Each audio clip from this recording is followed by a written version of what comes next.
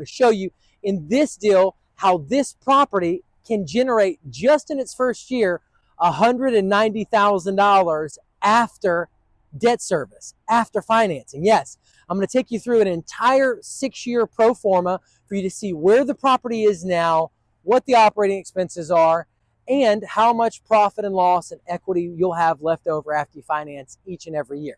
Now, additionally, I'm going to dive into how to read between the lines of a profit and loss statement to pick out something called seller's discretionary earnings. Essentially, I'm going to show you how a lot of times when small businesses are ran, the owners have their own kind of personal commercial expenses in the deal. And if you learn to recognize those, you can factor them back in because they may not necessarily transfer with the sale of the property. Things like interest expense or vehicles and owner's salary. As an investor, when you buy this property, you might not need to draw an owner's salary to the tune of $145,000 a year.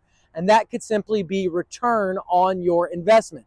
And you probably are not going to want the vehicles that might not necessarily be needed to run the commercial business you're buying, therefore saving yourself another $20,000 to add to your bottom line. So I'm going to show you how to use seller's discretionary earnings to really read between the lines and size up a deal so you know, hey, if I'm paying this amount of money to get in this deal and the net operating income according to the profit and loss statement says this, but I'm also seeing some expenses here that could be personal.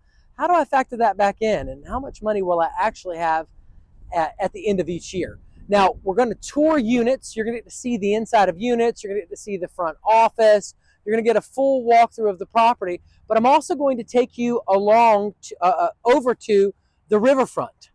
You're going to get to see how this property is situated at the riverfront and how it's off of one of the major commercial corridors in Conway, Myrtle Beach area, which is 501.